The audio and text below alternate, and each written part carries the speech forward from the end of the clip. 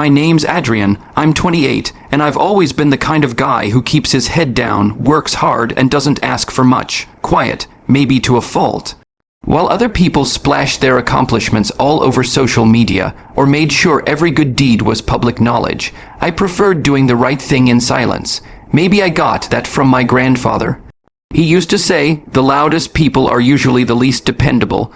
I believe that, still do, mostly. 3 years ago, after my dad got laid off from his job at the steel plant, and the bills started piling up, I stepped in without being asked. My parents had always given me a roof over my head when I was younger, and despite our complicated relationship, I thought I could return the favor now that I had a stable job in IT. Their mortgage was around $1,300 a month. Not outrageous, but more than they could manage without Dad's paycheck. I offered to take it over quietly. No fanfare, no strings. I didn't even want them to tell anyone, just wanted them to feel secure. And for 3 straight years, I paid it every month on time. I even automated it through my bank. They didn't have to lift a finger. It wasn't just the mortgage either. There were little things. New tires on my mom's car when she didn't know how she'd pass inspection.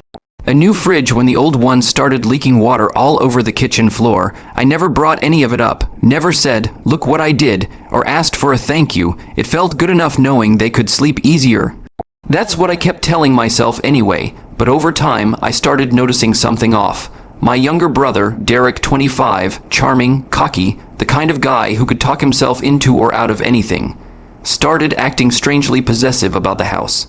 It began sly. He'd say things like, I told Dad not to repaint the shutters yet, waste of money, or Mom should have asked me before moving the grill. Stuff that made it sound like he had some kind of say in household decisions. I brushed it off at first. He still lived with them off and on, usually between failed business ventures or breakups, so maybe he just felt territorial. Then came the off-hand comment from Aunt Lily during a backyard barbecue. It's so generous of Derek to help out the way he does. Not every kid would step up for their parents like that. I looked at her, confused, and she just smiled and added, you've got a good brother. I didn't correct her. I didn't say anything, but it stuck in my head. The next time I was over, I casually asked my mom if she or Dad had said anything about who was paying the mortgage. She waved me off, saying something like, people assume what they want. It's not our job to correct every little thing. But it wasn't a little thing. That was my money, my sacrifice, and I couldn't help but wonder if maybe they were letting people assume on purpose. Maybe they liked how it felt when people praised Derek. Maybe they didn't see the harm in it. I tried to let it go. Truly I did. But then came the family dinner, that damn dinner. It was a casual Sunday get-together at my parents' house. Just the immediate family and a couple of uncles and cousins.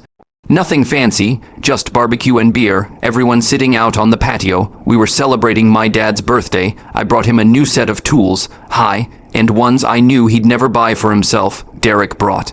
Well, himself, which was par for the course.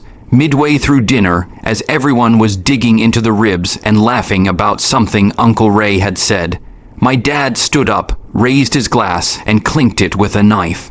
I just want to take a second, he said, to acknowledge someone who's really gone above and beyond these last few years. We wouldn't have made it through without him. I felt a small warmth in my chest. Finally, I thought, not that I needed praise, but after everything, a quiet nod in front of the family would have meant something. To Derek, Dad said, lifting his glass higher, for stepping up, being the man of the house, and helping us keep things afloat. You've been a real blessing, son. My stomach dropped. I looked across the table at Derek. He didn't look surprised, didn't even hesitate. He just smirked, lifted his own glass, and said, wouldn't have it any other way. Everyone started clapping. My mom dabbed her eyes with a napkin. Even my cousin Kyle muttered, that's what family's about. I didn't say a word. I sat there frozen, hearing their voices in slow motion. My ribs felt like lead in my stomach. I didn't even taste the food anymore. I glanced at my mom, hoping, praying, for some correction, some clarification, but she just nodded proudly at Derek, like he really had been the one writing the checks every month.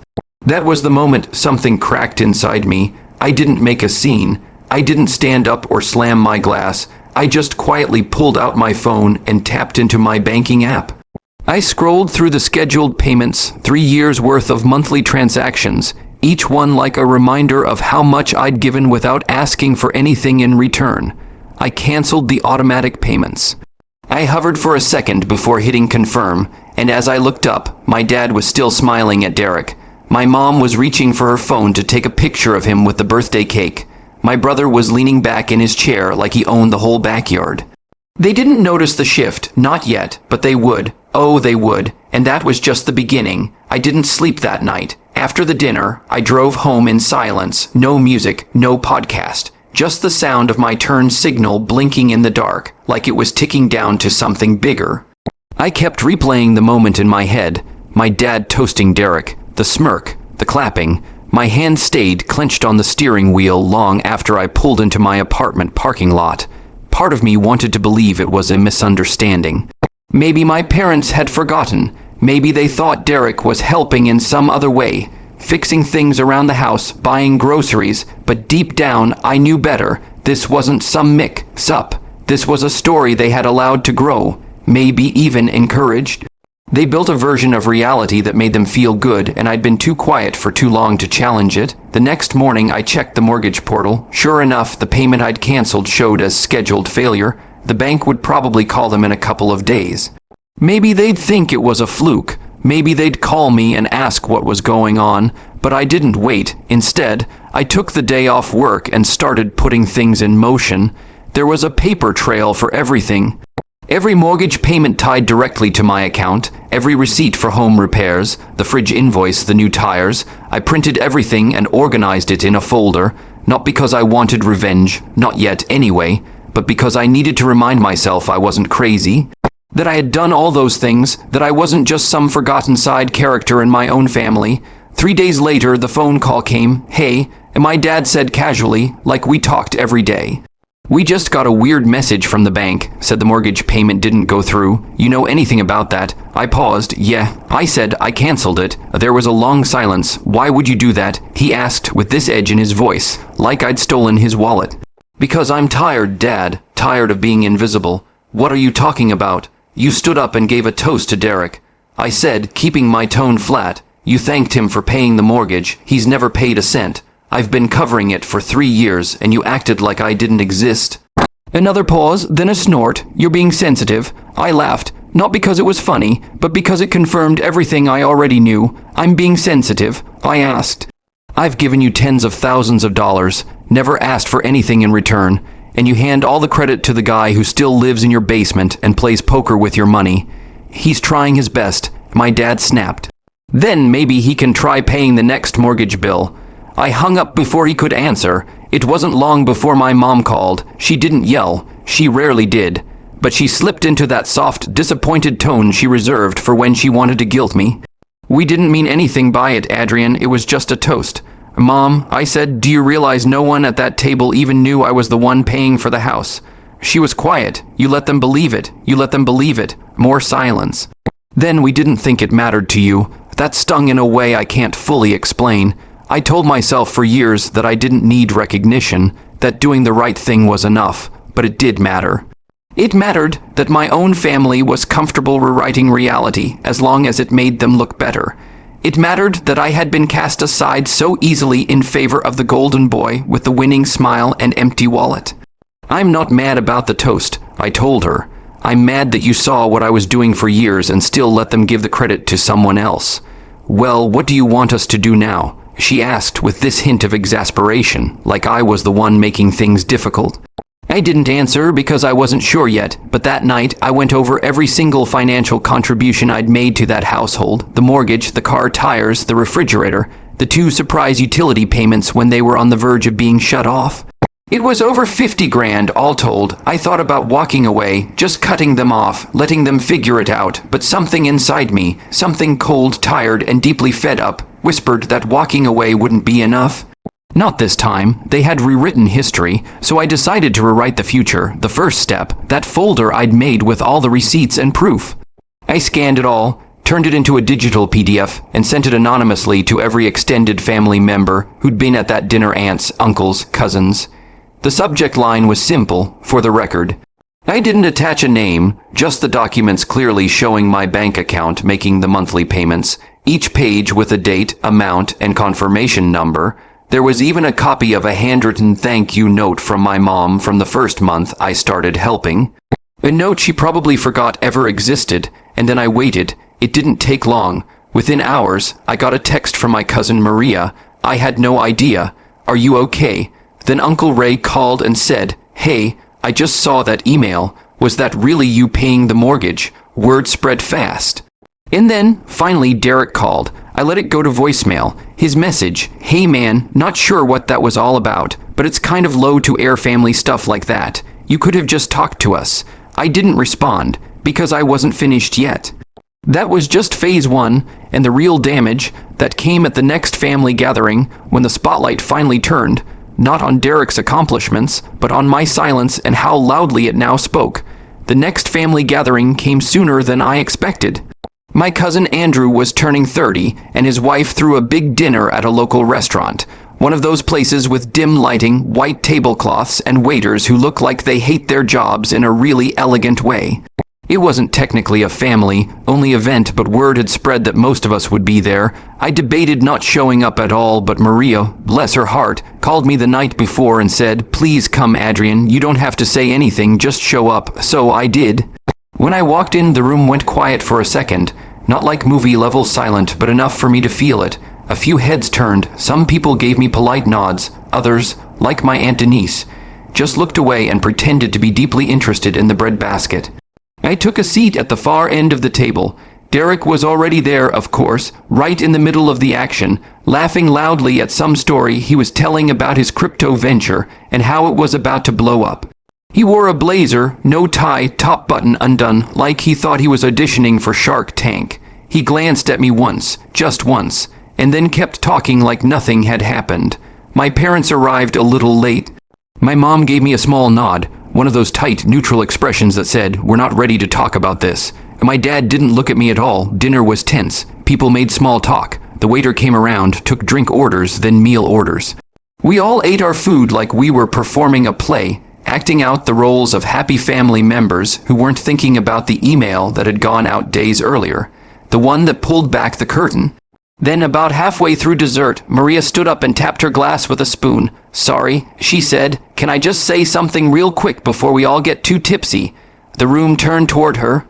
I just want to thank everyone for coming, she smiled, and I especially want to thank the people who show up, not just today, but consistently, the ones who help behind the scenes, the ones who don't need a spotlight to make a difference. She turned her eyes toward me. I think we forget sometimes who really holds things together. There was a pause, a weight in the air. She didn't say my name. She didn't have to. Everyone knew. I didn't smile. I didn't cry. I just sat there and picked at the edge of my napkin, suddenly very aware of my own breathing. Then Uncle Ray, the same one who'd clapped so loudly during my dad's toast for Dare, raised his glass toward me and said, here's to Adrian. And one by one, the rest of the table followed, some with awkward glances, some with guilt in their eyes, even a few with quiet pride, but not Derek. He didn't lift his glass. He just leaned back in his chair and said, so what? We're giving out awards now for paying bills. The silence that followed was brutal. Even his girlfriend, a new one, I think her name was Cassie, looked uncomfortable. She glanced at him like she was seeing him clearly for the first time. Derek laughed awkwardly. Come on, guys. It's not like Adrian did it out of the kindness of his heart. He probably wanted to control them. My mom flinched. My dad finally looked at me, really looked, for the first time since that dinner. You're unbelievable. And Maria said quietly, no. Derek shot back. You're all unbelievable, treating me like a villain because I didn't spend every paycheck on someone else's problems. Newsflash, I never asked him to do that. You didn't have to, I said, finally speaking up. My voice wasn't loud, but it cut through the room like a blade. You just took the credit. Derek's eyes narrowed, and what? You want applause, a trophy? I shook my head, no, I just wanted the truth. He scoffed. Whatever, man, you're acting like some martyr. No, I said again, I'm acting like someone who's done being used. There was a beat of silence. Then I stood up, placed my napkin on the table, and walked out. I didn't look back. Outside, the air was cool and quiet. I stood there for a few minutes watching the streetlights blink across the windshield of my car. My hands were shaking a little, not with anger, but something else. The next morning, things started unraveling fast. Maria told me later that after I left, Derek went off, accused me of embarrassing the family, tried to spin the entire thing into a pity play, claimed he'd been left out and misunderstood. But people weren't buying it anymore. The facts were too clear, the paper trail too solid, and then came the second crack. My dad showed up at my apartment 2 days later. No call, no text, just a knock on the door. When I opened it, he was standing there in a plain sweatshirt and jeans, hands shoved in his pockets, looking smaller than I remembered. He didn't ask to come in. He just said, "You still got that folder?" I didn't say anything. Just stepped aside and let him in. He sat on the edge of the couch like a man preparing for a verdict. I didn't know. He said quietly, "You didn't want to know." He nodded. There was something hollow in his expression, like he was finally seeing what he'd refused to see for years. "I let your mom handle the finances, I just assumed." He trailed off. "Dad, I said you made a toast. I know, to the wrong son."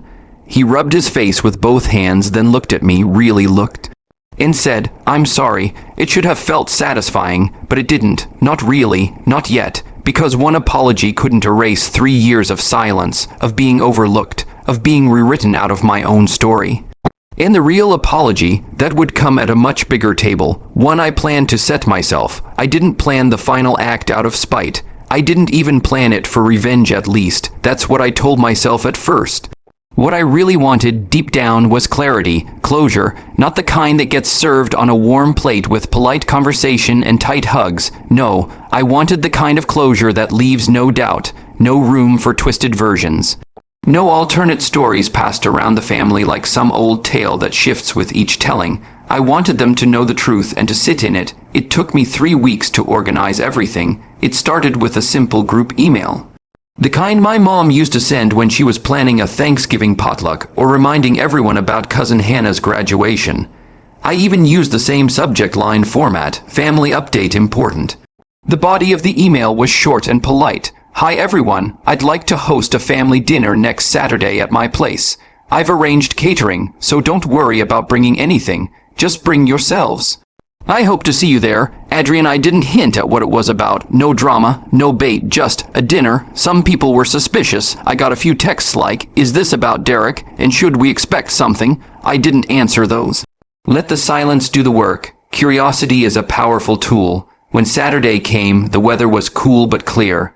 I'd rented out the rooftop garden space in my building, a quiet, private area with enough room for 20 people and a gorgeous view of the city skyline. I hired a small catering team, nothing too fancy, just enough to make the night feel deliberate, purposeful. They started arriving around 6:00. First Maria and her husband, then Aunt Denise, then Uncle Ray and his wife. A few cousins showed up together. My mom came alone, which surprised me. Then came Derek, of course, 10 minutes late, wearing sunglasses on his head and that same smug expression that had once fooled everyone. And finally my dad. He looked different, like a man still figuring out how to carry the weight of his own mistakes. I waited until everyone had eaten. Let the wine pour, the food settle, the conversations warm. For a moment, it almost felt like old times, almost. Then I stood up and tapped my glass with a spoon. "Thanks for coming," I said. The room quieted instantly. I know this was unexpected, but I've been thinking about something for a while now, and I realized that if I didn't say this, I'd regret it. I took a breath. 3 years ago, when Dad lost his job, I started covering the mortgage on the house every single month, quietly. I didn't tell anyone because I didn't think I had to. I figured it was just what you do for family. A few people nodded. A few froze, but at Dad's birthday dinner, something happened. He gave a toast, thanked Derek for keeping the house afloat, and no one corrected him. I glanced at Derek. He was staring at me, arms folded. For a while, I let it go. I told myself it didn't matter, that I didn't need recognition. But here's the truth, it did matter. Not because I wanted praise, but because I wanted honesty. I wanted to believe that doing the right thing still meant something. My mom looked down at her hands. My dad was still a stone. I reached into the folder I'd placed by my chair and pulled out a stack of printed documents. Here's the payment history, my bank account, the transfer receipts, everything. I didn't pass them around. Just set them on the table. I sent a digital copy to some of you weeks ago. I wanted you to see it for yourselves. Then I turned directly to Derek, and Derek, you let them believe it was you. You let them call you the hero. You soaked it in, and you never once corrected them. He snorted. So, what is this? A public shaming? You want me to grovel? No. I said, I want you to leave. The room went completely silent. What? He scoffed, half laughing. You don't get to be here anymore. Not in my home. Not in my space. You took advantage of everyone's silence, including mine, and you haven't earned a seat at this table." He stood up sharply. "You think you can just erase me? You erased yourself," Maria muttered from across the table. Derek looked around. No one met his gaze, not even my mother. "You're all seriously doing this?" he asked. No one spoke, so he grabbed his jacket and walked out. No goodbye, no look back, and just like that, he was gone. I turned back to the table. I'm not doing this to create division, but I won't stay quiet anymore just to keep things comfortable. I've spent too long pretending everything's fine. It's not, and it won't be until people are willing to tell the truth. And my dad cleared his throat. "I owe you more than an apology," he said. "I owe you years." He stood up, walked to where I stood, and for the first time in my life held out his hand, like a man to another man. I shook it, not because everything was fixed, but because something had shifted.